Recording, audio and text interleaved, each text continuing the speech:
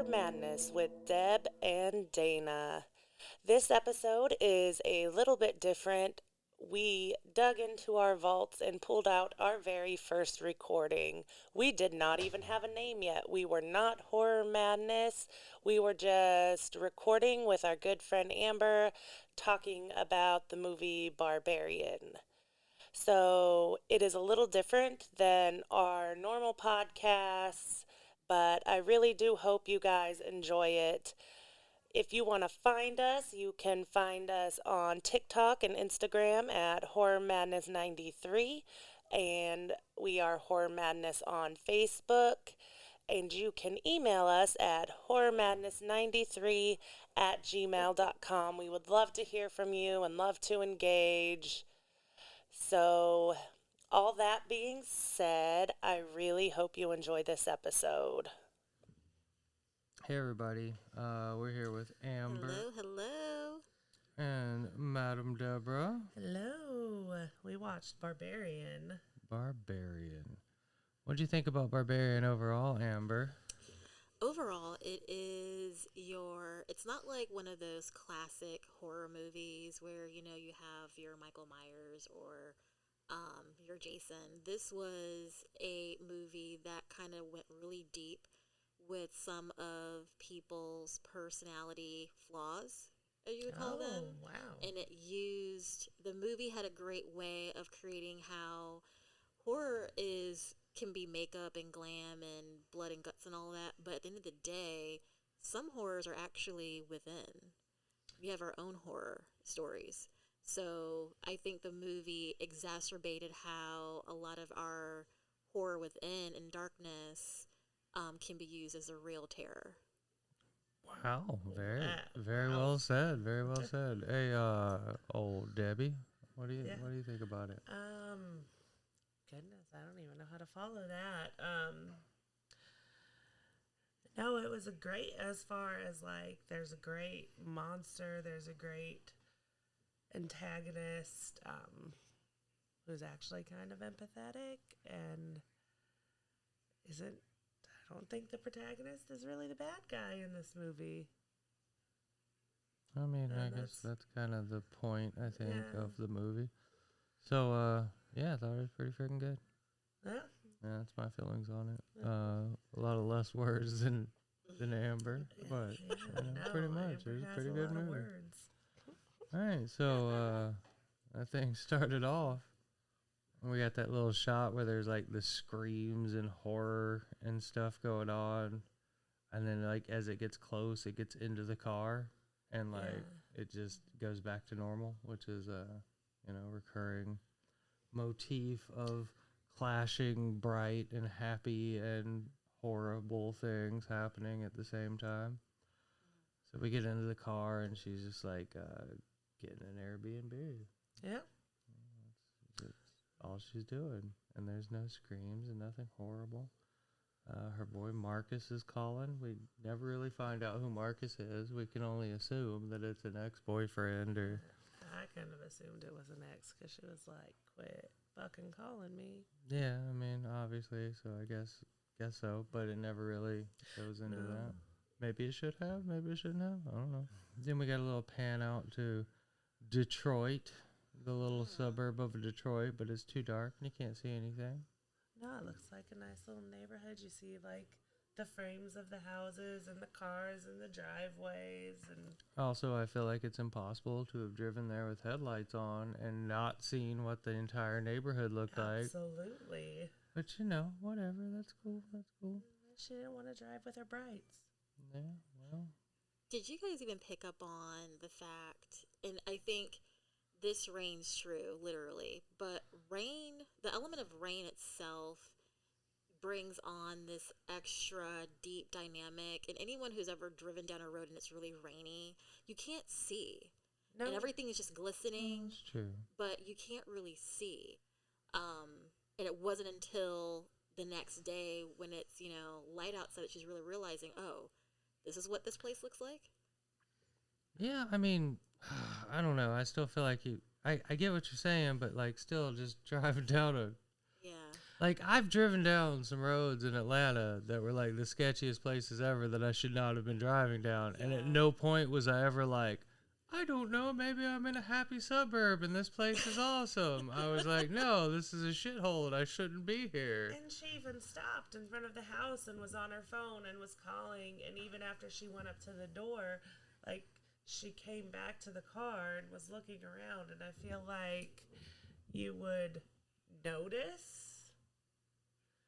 Right. Despite the rain and despite everything, I feel like you would look around and be like, But I know you're in a strange place, in a strange area. You're going to an interview the next day, and like, you know.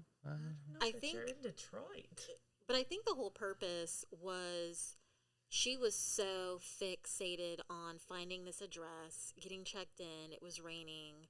You can tell that, we have the ex-boyfriend or whoever Marcus is that's been calling her. So she's trying to also avoid that interaction too. So it just seems like she's trying to avoid any distraction, whether it was the physical neighborhood or whatever. She's just super focused on trying to check in, and she sees the lights on the outside of the house, and she's just trying to get checked in. So very much majority of the theme, I think, with that was that it was like she was so focused on one thing and completely disregarded and pay attention to anything else that would have been creepy. Yeah, well, then you knock on the door, and it takes a few minutes to get somebody to answer the door, and they open the door, and it's fucking Pennywise. So that's the thing. But that's kind of the point of the movie, is that it's a woman ignoring all of the red flags that she sees. Mm-hmm. And that's what and the that's what director, Zach Kreger, had said that, I don't know the quote, he said, I wanted to write a scene with as many red flags that a man wouldn't think twice about, but I would say every woman would recognize. A double booked Airbnb and a woman cohabitating there or sleeping in her car. I had no idea where it was going to go, but I wrote the movie. You think you're watching that Keith is a bad guy, but then this giant naked lady comes out and smashes his head. Well, that's a little bit of a spoiler early no, on there. Yeah, sorry. we're not at giant naked ladies yet. No, we're not. But I was reading the quote because he said the whole reason he wrote the movie was like, so women have this intuition where they can tell when something's off, and this woman is just ignoring every red flag. So she knocks on the door, it takes a minute, the light comes on, and he finally comes to the door. Yeah. And I mean, like, that's a weird situation that could easily happen, and I think happens probably 100 times a day in real life. It happened to us. With double book stuff. We had a double book thing? We had the double booked hotel in Atlanta. Oh, that's right. And we walked in, and there was luggage and people in our hotel room. Yeah, that was super weird. But also, super weird. We didn't have to be like, hey, you guys just sleep on the couch and we'll just. Yeah, no, because it was a hotel and we could just go downstairs to the desk. But if that can happen at a hotel, it could easily happen at an Airbnb. That's true. So we get in the house. Yeah, I would have just been like, nah, bitch, get the fuck out of here. This is my house. I'm already in it. I'm already asleep. I mean, I'm not an asshole in real life, but that's kind of how he was at first, though. He was like, yeah, but he still like let her in and stuff, and I wouldn't have done that. I would have just been like, no, conversation over. I've already paid for this, and I'm in this room, and I don't know who the hell you are. But she did too. Yeah, but he didn't know that. She didn't know showed that. him. I wouldn't even let her show me. I would have already been like, nah, bye. What would you have done? Well, I think once I would have realized when he said, well, I'm clearly booked here. I mean, his stuff was there. He clearly was already settled in the house. So me as someone who spent money to pay for something, I couldn't reach out to the whatever company it was that she had booked the house through to stay. She'd leave a voicemail, and that would have, for me as a female, that would have just pissed me off. Like, it's raining, I'm tired, I've got my ex-man calling me that I don't want to talk to, I have this big interview in the morning, I think right there, I just would have cut my losses and said, okay, well, thank you so much. Got back in my car and drove to another hotel. Well, she tried to get another hotel.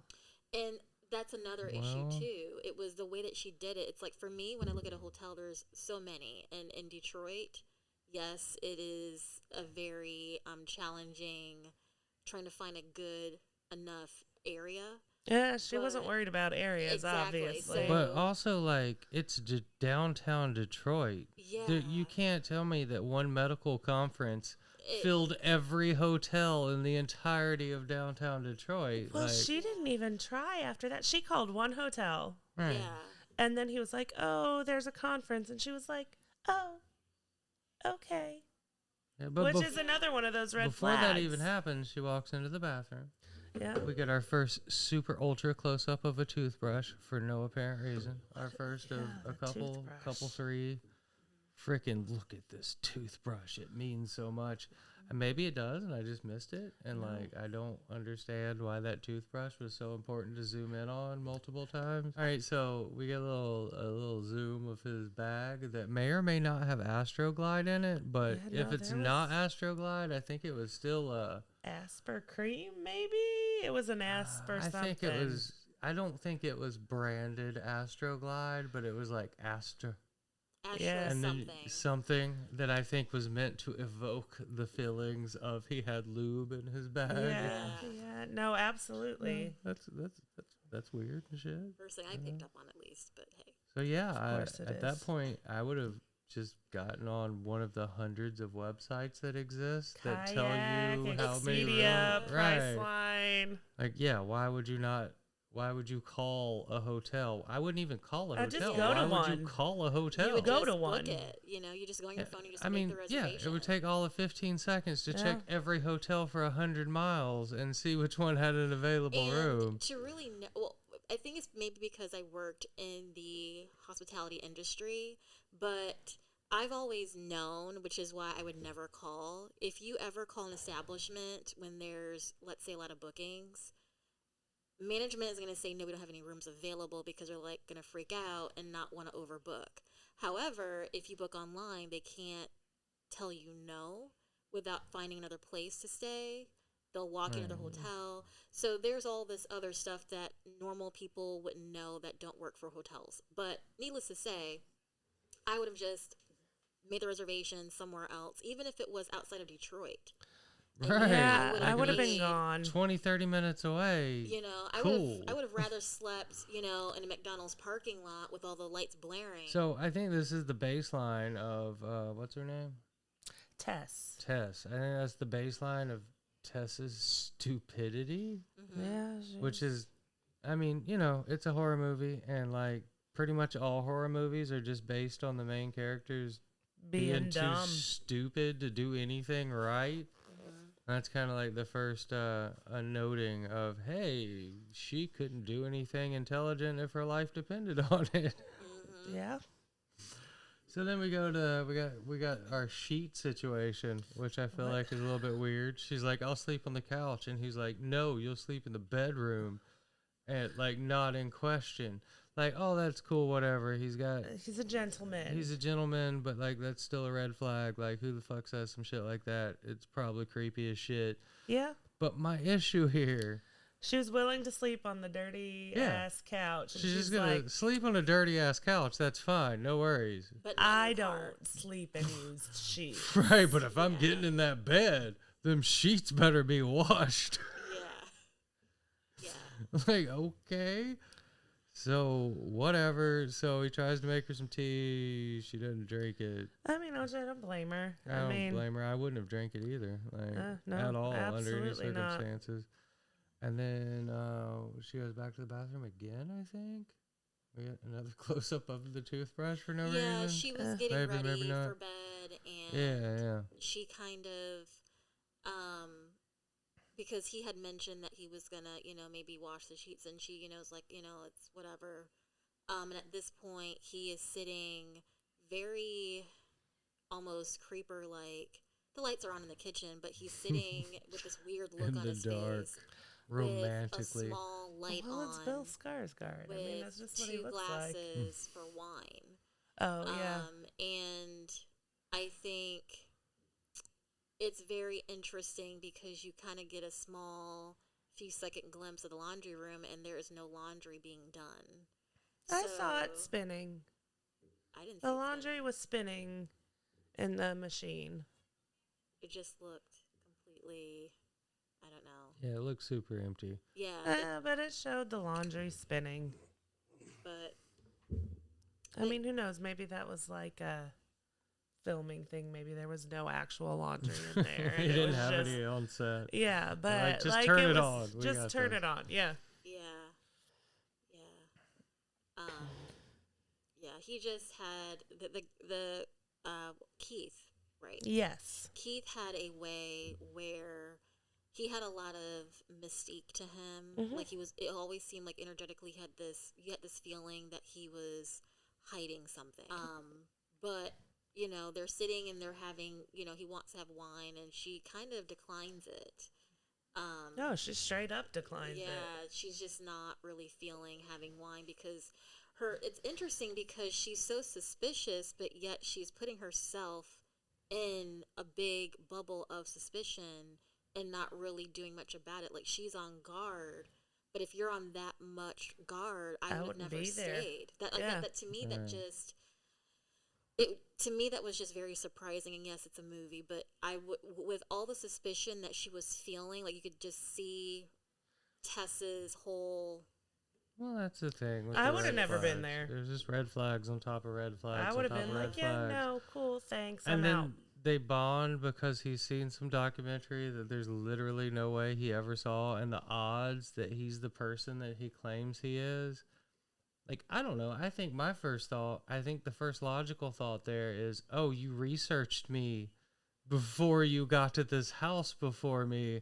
There's literally no way you saw this documentary that no one's ever seen, and you own this commune of people that I'm super into, that I'm not even from here, but I've heard of you and your people. Like, that is insanity. It Like, is, there's no but way that's that why would he happen. says a scene from the movie.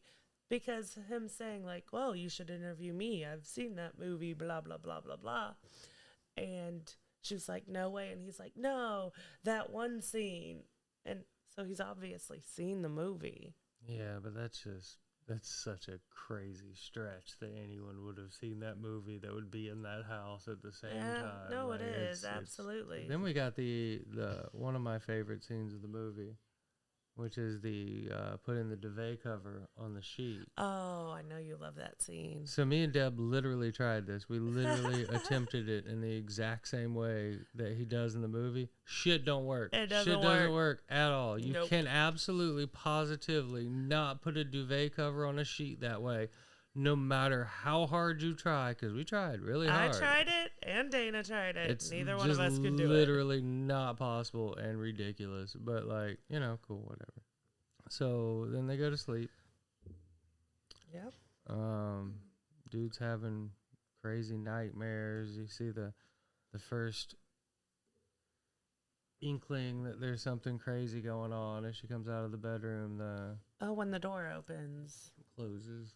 No, her door was closed. It Oh opened. yeah. But she comes out and you see the basement door close and the darkness behind her there, which, like, I don't know. Also, I feel like probably hundreds of people have stayed at this house and they're not all dead. Or maybe they are. But that's the thing. That's the Like, thing I was no one's wondering. ever Why noticed is that there, everyone that stays why here are is there dead? no missing persons reports? Well, because it's Detroit and ACAB. And apparently Detroit has the worst cops. Period.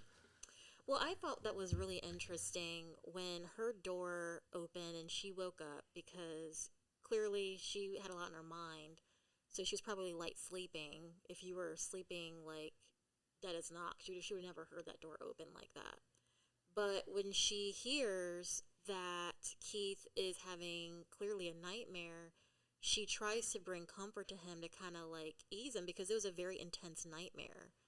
And she startles him to the point where he's vocal about it, like, hey, you scared the shit out of me. Like, what are you doing? And to me, that's not a red flag. However, it kind of speaks to, for me to say, okay, well, you clearly had a nightmare, whatever it was. Like, you are super, super, like, in this energy of, like, so incredibly, like, horrified. And it kind of almost alludes to the fact that, like I said before, he seemed to be a very mystique character and that he was hiding something about his life in some way. And I don't know, the nightmare to me kind of confirmed that more, that he does have his secrets of things that even haunt him. So, that he was probably dealing with. But again, these are all different little cues that you get intuitively as hints of something when you're interacting with people. So That's the thing. At this point, I feel like I was like, no, he's the bad guy. Clearly, obviously, we're going super tropey, and he's just obviously the bad guy, and he's obviously the bad guy. I gotta say, this movie does pretty good on the trope situation. There's a couple of terrible ass tropes that they do a couple of times, but for the most part, that was one of the main things I liked about it. Was like things like the dude who's obviously the bad guy doesn't turn out to actually be the bad guy. Then we wake up the next morning, and she goes for her little interview, which is kind of the most pointless part of the whole movie. Yeah. But I guess it was set up, so we should roll with it that she's going to an interview, which kind of culminates in you're interviewing with some rich documentary maker. Stay at her place, get a hotel room. Or just leave and go home. Your interview's over. Yeah. Bye. I'm going home. There was no need for her to go back. See you sometime soon or whatever. She wasn't like, I'll see you at 6 a.m. tomorrow morning. Yeah, no, there's no reason. And if she was seeing her at 6 a.m. tomorrow morning, so where am I living now that I have accepted this job? Exactly. So she stayed in this Airbnb. There's no reason I would have left my stuff there to go to my interview. I would have brought everything with me, gone to my interview, and gone the fuck home. Right. For sure. Exactly. So then she gets back to the house, and we've got the homeless person scene, which means a lot later in the movie, but at this point, there's a homeless person chasing her down the street, screaming bad things that a homeless person shouldn't scream at you. Later on, we find out that what he's trying to say makes sense and is said with a good heart, but he doesn't say it. No. You don't, like... If I'm trying to stop you from dying... Hey, girl, get out of that house! Right, I'm not going to be like, hey, girl, get out of that house. I'm going to be like, hey, Come girl, to me. you're going to freaking die. Yeah. Like, there's shit in there, and they're going to kill you if you're in that house. I'm not going to be like, hey, girl, come to me, get out of that house. Like, what the fuck? Why would you say that? Or, like... Yeah. Like, care or don't care. Like, don't say weird-ass, creepy shit for no fucking reason while attempting to save someone's life. So she goes into the house and she packs all her stuff and is like, I'm getting the hell out of here. Yeah, but then she pees. She goes into the basement. She pees. She has to get toilet paper. Oh, yeah, that's right. The toilet paper situation. So she goes in the basement, which I feel like at this point, this first time, like, I would have done the same thing. You know, yeah, no, go get the doors toilet open, paper, you go get the toilet paper, come back up. Doors closed. Shit, fuck in. my life. Also, it's just a regular ass door, and a 60-pound, 4'3" woman could have kicked that door down. Yeah. It's just a regular door. Kick the door down. She didn't want that extra fee. Like, she didn't want that damage fee. She's double booked, and like they owe her a free stay anyway. Yeah. Like, fuck it, just kick the door down. The door, and now she's locked in the basement. There's all. It didn't have. It wasn't like dead bolted with an electrical lock. There's no reason to go sulk in the basement. And then we get our Rube Goldberg contraption. Oh wait, no, she finds the rope first. Yeah. First of all, what the fuck? Like, if you got a hidden door, why would you just have a big, huge, thick-ass rope just, like, sitting there in plain sight? There was a clear outline of a door and a huge, weird rope coming out of the wall that everyone can see. I don't see a rope and be like, I'm going to pull it. Well, so, I don't know. I would probably pull the rope, but... You would have pulled the rope coming from the glory hole? Yeah, definitely would have pulled that glory hole rope, I think. Yeah, for sure. 100%. Like, once the door opens, I think I would have been with her. Where like she's like, nope, Yeah, no, which I think is the worst thing in the entire movie. Nope. Like she like logically and smartly looks through the dark doorway and says nope and just sits down and then spends the rest of her life doing everything that you should say nope about. Like from that point on, every moment she does anything is things I would have been like nope. And she does them anyway. Curiosity killed the cat. She saw that mirror and was like, nah, I can go in that weird dark hole. Then we got a Rube Goldberg machine, which like just kick the door out. There's a window. Like there's things that can be figured out here. But she looks at the light and she looks at the mirror and says, if I focus this mirror just right with that light, I could make some kind of crazy flashlight contraption that like I still don't wouldn't actually shine light into the room. It didn't even work in the movie. Not the only time in the movie that physics ceased to exist, but like the first time. Yeah. So she goes exploring down the little hallway. She goes exploring down the little hallway and finds the room. The red room. And I would have been gone. Yeah, again, like gone. I would have busted every window out. The mattress clearly had dried blood on it. There was the bloody handprint that was dried. There's an 80s movie camera. The camera.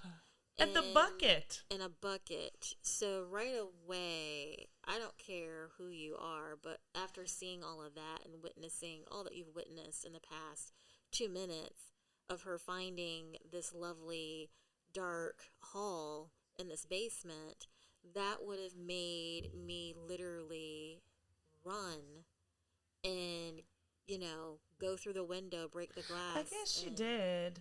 She did run, and he was outside the window, and she came out through the window. Well, so that's a situation. Yeah. That window clearly opens one inch. Like, it opens inward. She would have had to slither like a snake. 1 inch. She would have literally had to be a raccoon to have gotten out that fucking window and not break it and not hurt it because it's still intact later. This is another arena where you still think that this is his whole setup at this point, because he is acting very suspicious, trying to, say, well, let me go down and look, but don't you go anywhere. But let me look, but don't you go. Like, promise you're not going to go anywhere. She stayed. Yeah. I wouldn't have stayed. I wouldn't have stayed for him. But at the end of the day, she still kind of was crushing on the guy at that point. I don't care at that point. Who cares about a crush at that point? So he goes down. He's lost in the basement. She's calling him, and he's like, yeah, I'm down here. So why did he not just come up? I would have seen the weird room and come up. Why did he keep going? So that's insane. Like I said, like I feel like in that situation, I would have done kind of the similar thing, and like, you know what I mean? I would have been like, yeah, let me go check it out. I would have been scared to freaking death and probably went halfway down the stairs and been like, no, I'm straight. Exactly. So like, he went down there and found the red room, and then was another room, and then was like, here's a Nazi tunnel to hell. Yeah. Let me just wander down here by myself without informing anyone that I'm going down this insane fucking hand-dug tunnel. Yeah. Like, no fucking way. Maybe I would have been curious, but I would not have walked down there by myself. I would have rather wondered for the rest of my life what was down there. Apparently, he went so far that he got bit by a monster and then got lost. Yeah. In like 5 seconds somehow? Yeah, that was the other thing. Like, she went after him too. I mean, very shortly after he went down. Yeah, he got down there quick. She heard his voice, but then at some point she stopped hearing him at all. But like the point she quits hearing his voice to the point she finds the door is like 15 seconds. Exactly. Was he sprinting down the hall? Exactly. He was obviously very confused because he was trying to pull her the other direction too. Yeah, that was. He was like, weird. "We gotta go like, this way. We gotta go this way." And like and she's like, nah. After seeing more stuff, like he says that no, she came from that way. We gotta go this way. Yeah. But like, there's no way she came from that way. So No. I guess he's just confused or something. Like I don't know. It seems weird.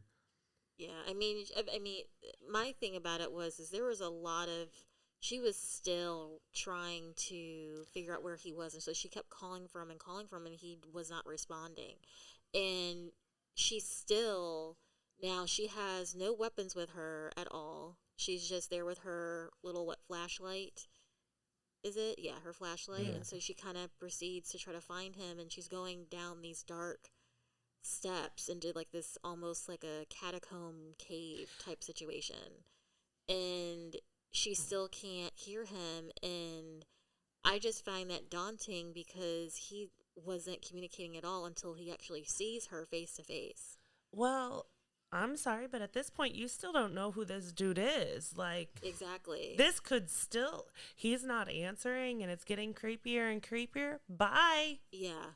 I'm gone. She was so you can tell like how Tess was very like scared the whole time, but at the end of the day it was like you have this bravery that's not really going so well for you, honey. Like Yeah, this is no. where you kind of have Nope. to say turn back around, and she kept going further and further and further.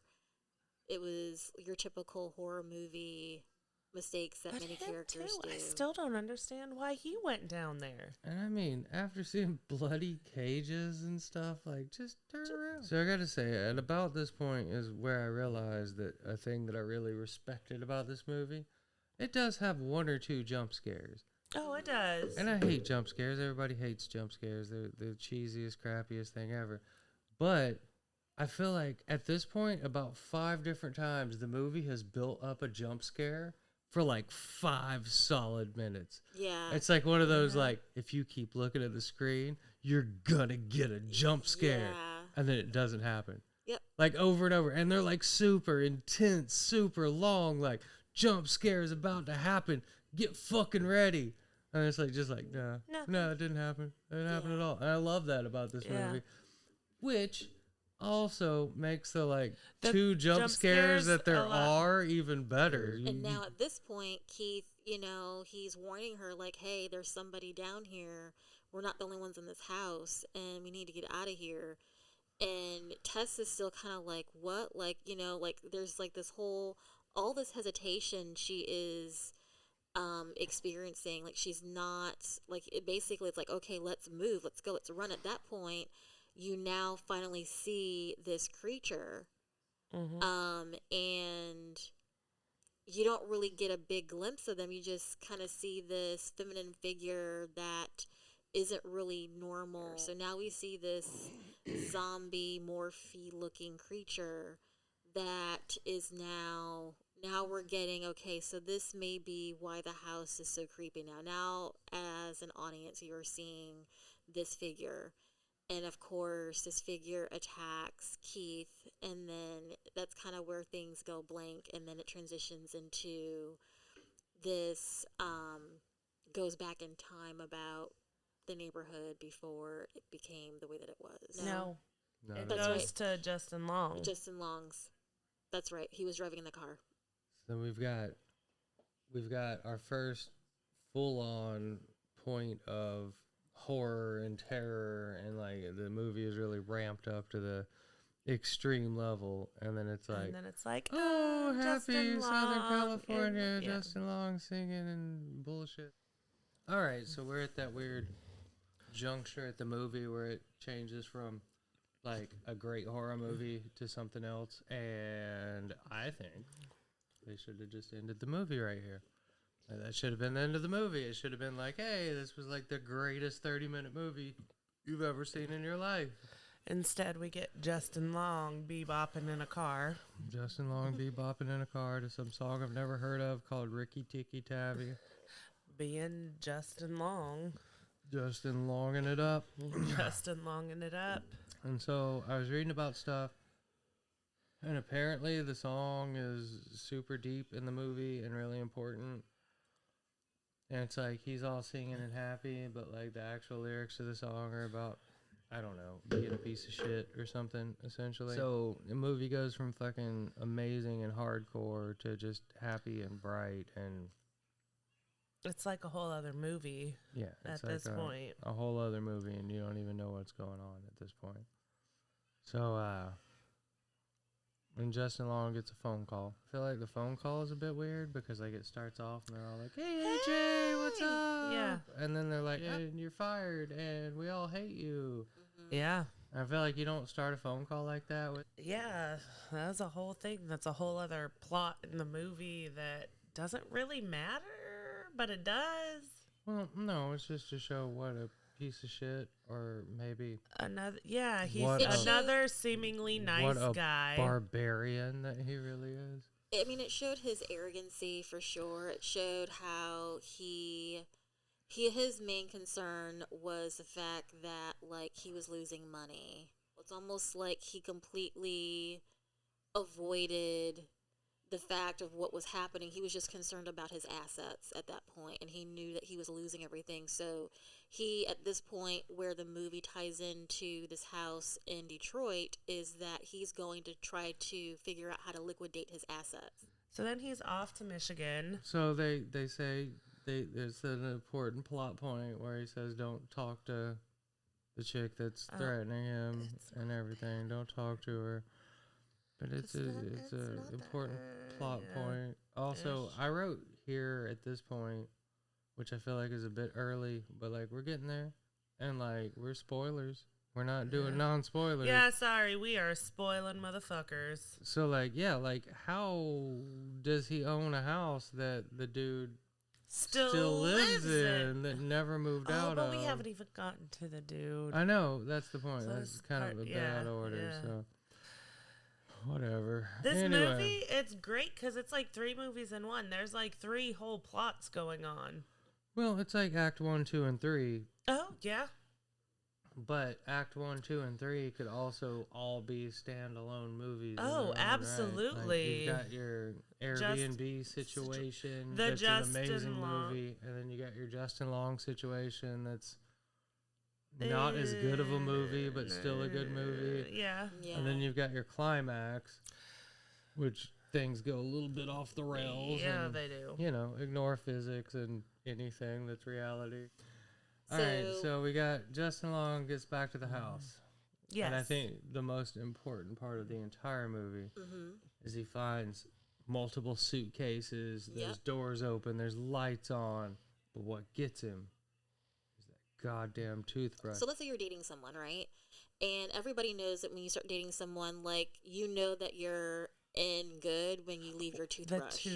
The toothbrush is basically your claim to this is your home. For sure, yeah. So I get maybe that. for the director's standpoint, it was this telling that the toothbrush was there to signify that this is someone's home. And it's like But someone it is actually wasn't. staying there. Yeah. And I think No, I'm following you, and I feel think like maybe that's what he was going the for. constant thing was like, this was not your home, it's not your home, this is someone else's home. Like, it was a representation of someone is definitely living here. It's just who you think it could be is not it. So then he talks to his realtor, Bonnie, and she sucks. Yeah, and she just hangs up on him. She's She's like, terrible. okay, have a great day. Which- Don't know. Nobody's Right, staying there. yeah. Bye. That's like life. And he calls his mom, and he's a dick. So AJ's role definitely in the movie stems from he was just so rooted in his ego and pride, and he gets to this place that he owns the house. This is part of his business. I mean, yes, and to me, I still think it was weird that he stayed there. Also, Whether he owned fuck it or him not, for renting that house out in that dilapidated neighborhood. Yeah. So I don't know. I guess him even staying there to me showed how like where he was at. But he goes out with his friend. He comes back heavily drunk. He's hungover. He changes. He's Calls the girl he's not supposed to talk to. The lawyer told him, don't call this girl, that has the rape allegations against him. He drunk dials that bitch. Yeah. And is like, I'm sorry. His career is fucked right then and there. I mean, he just made so many mistakes. But I feel like that's one of those moments that he has many of where, like, he's clearly a piece of shit. Yes. But he keeps almost redeeming himself. And, like, even at the beginning of that call, it seems like a sincere, real thing. And by the end of the call, He's just making himself look like a bigger piece of shit. So of course he changes and he's getting ready for the day, and then that's when he starts, actually looking more into details of the house, and he's going down to the basement. And once there's extra square footage down there. And the kicker about this is when AJ is with the tape measure going around trying to figure out square footage for his rental that he wants to list, he goes down the tunnel and sees this room that has the stained mattress and the dried blood. And doesn't even say anything. He doesn't flinch about it. He's just trying to figure out how much square footage is in there, too. I even wrote it in here. He doesn't even wonder why there isn't secret rooms in his house. Yeah, like there's no... He's like, oh, there's a... He like doesn't he's excited even wonder. About it. Like, I own this house, and there is secret underground tunnels and rooms with video cameras and bloody cages and bloody handprints, and I don't care because this is 9 more feet. And the thing that I can add to living space that you can't even add to living space. The thing I found so interesting, the only thing that he really was terrified of was when he saw on this VHS this movie about this woman breastfeeding a child. That's what he freaked out about. He didn't freak out about any of the other scary shit. Bloody cages, literal rape rooms. seeing a baby being breastfed on a little small TV. And then we got that's when the measuring tape gets snatched. Yep. That's when the measuring tape gets snatched, and then when we have our next abrupt shit just got real, shit just got scary, shit just got dark. Look, now we're in the Edward Scissorhands neighborhood, and everything is bright, and the aspect ratio changes at that point. Movie number 3 within the movie. Yes. And it's just like a whole different world, and it's like a happy, nice neighborhood. And I mean, and it also was showing because, again, the neighborhood is rundown houses surrounding this clearly newly remodeled home. But you're seeing the neighbor basically tell the creepy guy, like, hey, like, me and my wife, we're going to move out of here before the neighborhood gets bad. And the neighborhood got bad. And it did. And he said, I ain't going anywhere. Yeah. And he definitely didn't. No, he did not. I mean, this creepy guy. No, but it showed him. He went to the store. He bought all the baby stuff. Yep. Yeah, that was weird. The first time we watched it, and he was buying like the rubber mat, rubber plastic sheets and stuff. So that first time we watched it, I literally was thinking that he was just like serial killing people, and he just wanted the plastic me sheets. too. And then like the employee at the store was like, "Oh, buy this baby stuff too," and he was just like going along with it so he could get away with buying his plastic sheets. Yeah, no, that's absolutely. But then what on I the thought. second watch, I realized that it was because the mother was being born 40 years in the past. Like he was about to have that baby. Right.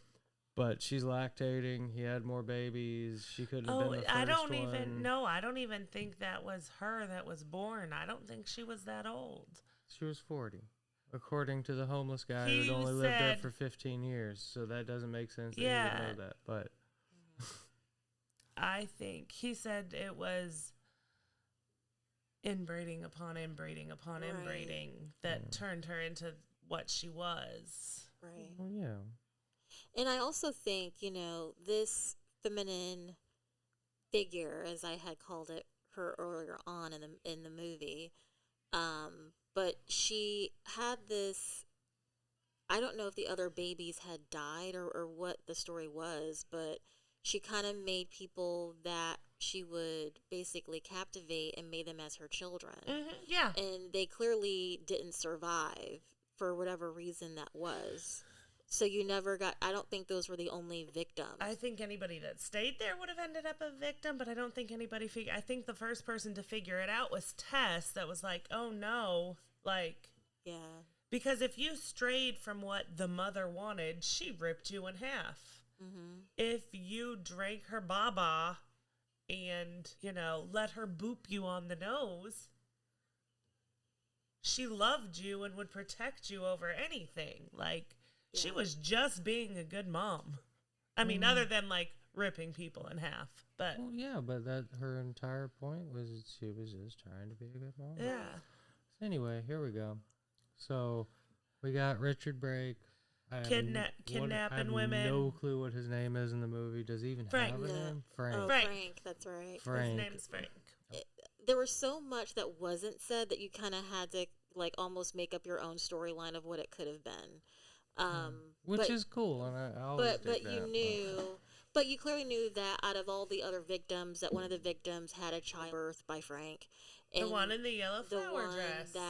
And it created this creature that was just wanting to be a good mom, and she was trying to do the same with AJ, Justin Long's character. Yeah.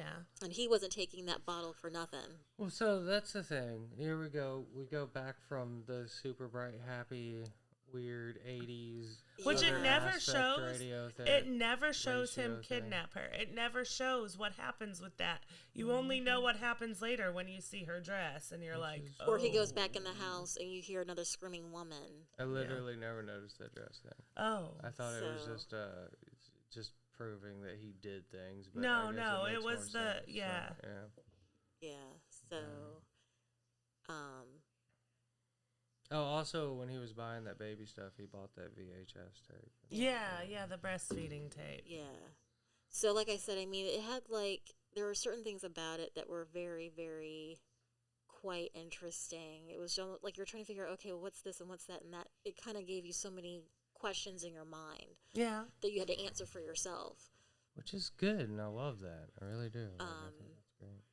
So, but yeah, so AJ Until is... they come out with Barbarian 2, the prequel, which overly explains everything. Oh, that please ever don't do happened. that, please. So AJ and Tess finally meet because at this point, the woman has captured yeah, AJ he's in the little trap in door. a trap door. Bottle comes down and he's like, "What the hell is that?" And she's like, "Drink it." And he refuses to drink from this bottle, like absolutely refuses. Look, She even if- said, as long as if you're upset, she's upset. If you're not upset, she's not If upset. I am trapped in a dark hole and a monster is shoving a bottle in my face and a bitch is there with me that is screaming at me to just do it, Mm-hmm. I'm gonna fucking do it. Like, Yeah. absolutely, there's no question. Yeah, no, I'm Like, going to drink that bottle. I don't know what's happening to me. You're still alive. That's a monster. I'm gonna drink this bottle. Especially when he witnesses Tess drinking from the bottle to try to like say, "Here, like it's okay, just do this," and he refuses to the point where now Time to die. she's pissed. So now she's gonna try to teach him. Well, no, like you may not know how to do this. Let me show you. Yeah, then she And she was takes breastfeeding him him. and She trying to drug him breastfeed to the him. little comfy room with all the So here's a blankets. weird point in this movie that I would like to bring up. Justin Long has a flashlight with him that he Yeah. brought there with him. Yes. So Tess has been in complete and utter blackness Yes. with no light. Yeah. So how did she even know there was a bottle being put in her mouth? How did She she probably know that the monster was doing the motherly mother- things? It's pitch black. She couldn't see Your anything. eyes adjust and Not in pitch absolute blackness and with zero that light. They monster don't probably adjust. shoved that bottle so far down her throat. Yeah, but I'm just saying, like, how And did she she figure never out it wanted was to- being motherly with no Because- light to see that because it was clearly being It's motherly? a bottle, and she's going, baby, boop, boop, baby, boop. That was my Boop. other favorite. She was Weird. she was booping. She was not trying to hurt anybody. She wanted to feed them and boop them Yeah, on the you nose. freak out, I'm gonna freak out. I'm gonna rip your arms off and I'm gonna beat you to death with It's them. like being a mom. But if I can just, It's being a mom. yeah, if I can just boop you, I'm gonna boop you. Yeah. So We'll to me, I just think boop that was and the move best on. part with her trying to Boop. breastfeed AJ, and he wasn't. He should have just taken the bottle, and he wouldn't have had to go through all of that. But this is basically because he leaves his flashlight. Now Tess has access to the flashlight, and the hatch that they were in is opened Yeah. because the mother is trying to teach AJ how to take from the breast to eat. And so Tess takes it as an opportunity to escape. But she's trying to also figure out a way how to Opportunity save number 2. AJ. She was free once and went back in. So, yeah, so now Tess is able to escape out of the house. And then And that's when she breaks the that's window. when she meets the homeless man who's trying to tell her, Oh, like, look, also, again, she meets that regular ass door she could just kick in yeah. And broke through a window instead. and broke through a window instead. And Yeah. she That should could have been just open. kicked in the regular ass door again. Yeah. Yeah. She breaks through the window. She's out. She runs into the homeless man who's like, "Nah, that bitch has lived there for 40 years. If she comes out at night, you need to Go. go. Go And- get in your car and leave." She goes to a gas station, she gets help, and then she meets The cops in person. Crackhead. Literally, you could have just Yeah. called this movie A Cab. look, the police are dealing with so much, and it's hard for them to decipher at this point anymore as far as a true victim or not. And because of the area, because of their own circumstance, what they deal with every single day, they're looking at her as if she's a crackhead because they just see that she's dirty. She's that's dirty all and they're saying looking at. she's been held And captive that for she's held weeks. captive. They just think that she's cracked out on meth because they've encountered that so many times. I don't But care again, how many it's- times you've It's- encountered it. You I- investigate that. I know. But I that, think the real point is it's still more men being pieces of right. shit. that Yes, they're not, absolutely they're not more looking at men. the details. They're just seeing whatever it is. So they try to pacify her and going back to the house, and all they see is the broken glass from the basement, and they see that the front door is locked that she doesn't have a key to. And they're like, okay, well, yeah, no, now you're crazy. And then they get a call to go somewhere else where someone's gotten shot. And to them, they're like, no, like, you're breaking and entering, and you're wrong for doing it. I would have and we're shown gonna- them my Airbnb reservation. There's She so didn't have many her phone things on she her. could have done. Hey, that shouldn't look, do. I'm There's supposed to be just here. so Here's my many things. Airbnb reservation. There's some shit going down in that basement. Yeah, they just weren't. They at Also, that point, at that they were point, not willing I to would have just listen. been like, I "Take would've me to just fuck." I would have left. slapped the shit out of him and been Yeah. like, "Take me to fucking prison." Like, Yeah, get no, me the he fuck said, out we're of going to here. take you to sleep it off. I'd been like, I'm cool. like, yes, cool, do that. Cool. I'm not please." going in to get my keys. Cool. Yeah, so that was another opportunity that she could have had to escape. But she was worried about. Fuck him. You don't know about this AJ. dude. Yeah. Fuck him. Get the fuck A out of complete there. stranger who Yeah. there's no way I for don't her to know care. it, but Sorry. is a complete piece of Sorry. shit. I don't care. Yeah. I'm in that situation. I'm getting the fuck out. So she just really wanted to, at that point, try to save him because she didn't want to leave him behind. Why? She didn't know him. But that just speaks about what a good person she was. So at this point, she makes it her job to go back into the house to try to save AJ's character in some way. Because she realizes that she's not going to get any help from anybody. But So- Bye. AJ's in the basement meeting Richard Brake, Frank. Yes. And that's a whole thing. He thinks he's being held captive too. And Richard Frank, of course, is older, and he's in this bed that he's been in for Yeah, years. no, he's like, I'm going to get us out of here. I'm going to get us out of here. Oh, he He's thinks, trying yeah. to- He thinks that Richard Brake or Frank Yeah. is also a captive until he sees the video collection, which is a whole thing. Where this man has been doing this for years with women, and so that's when AJ's character finally figures out, no, like, you're a part of this. And the man reaches for a gun. Oh, maybe my tape would just say And beard guy. because Oh, it would. he- It would absolutely yeah. say beard guy. And so AJ sees that the gun is pointed at him by Frank, but then he sees that Frank actually is doing this for himself because he has suddenly said, I'm going to get the cops. they're gonna Yep, raid he this said place." the cops are going to be all over this. So, And Frank was like, give me my gun. yep, and so he kills himself in front of AJ.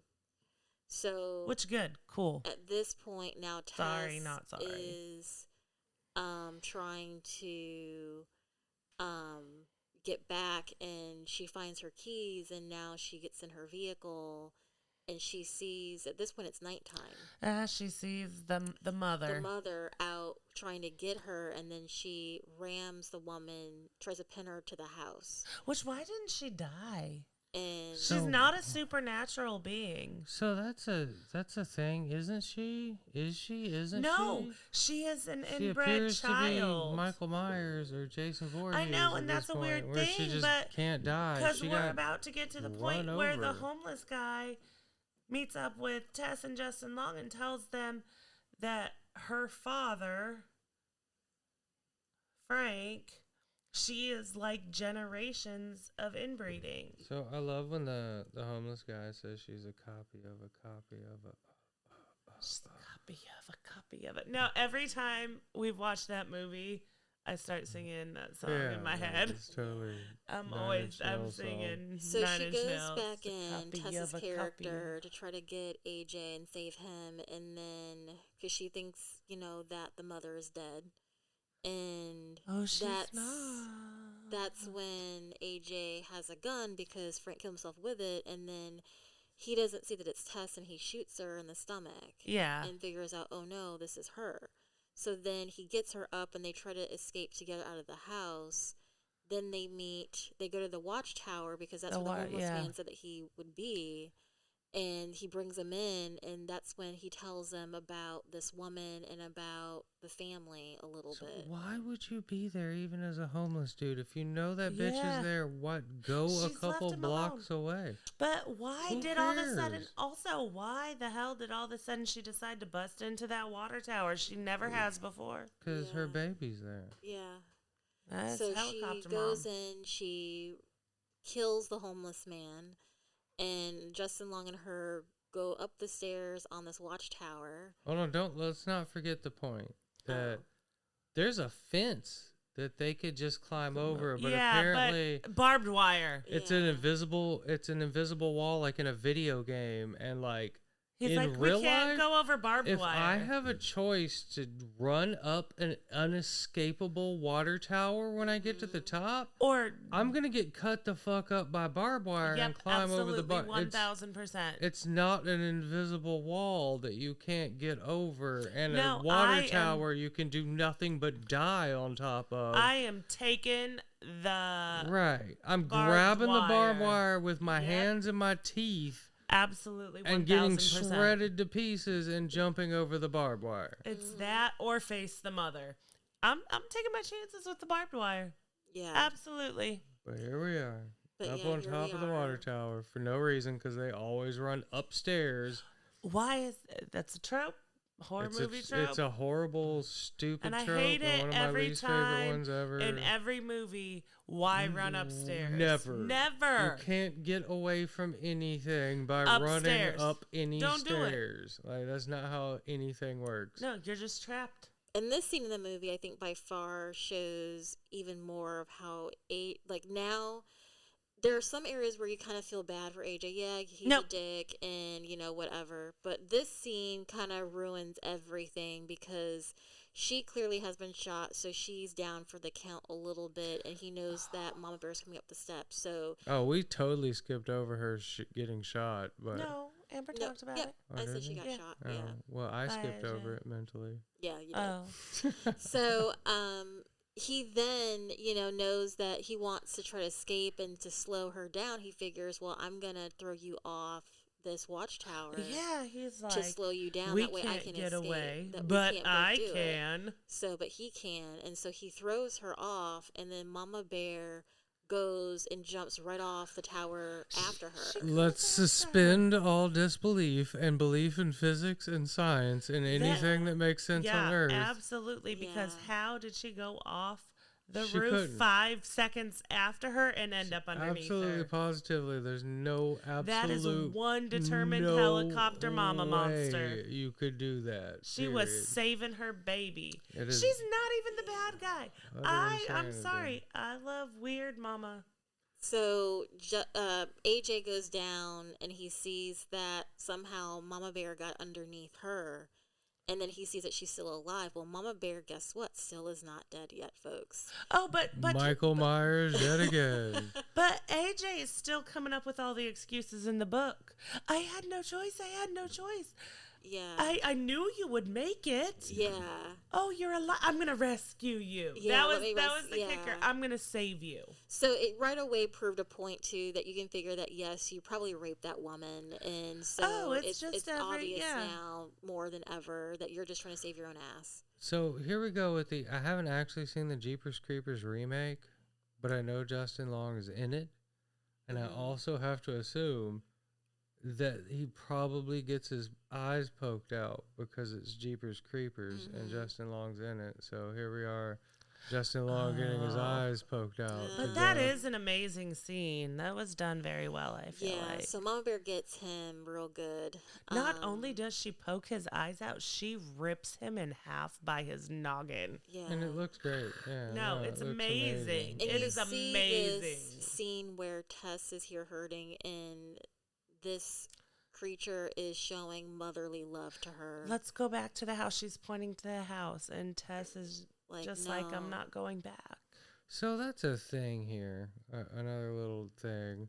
So, like, Frank had this gun the whole time Yeah. that he killed himself with. So I feel like she has to have seen a gun. I don't think she knew. I don't what think it she knew was, what was going on. which is why Tess was able to kill her.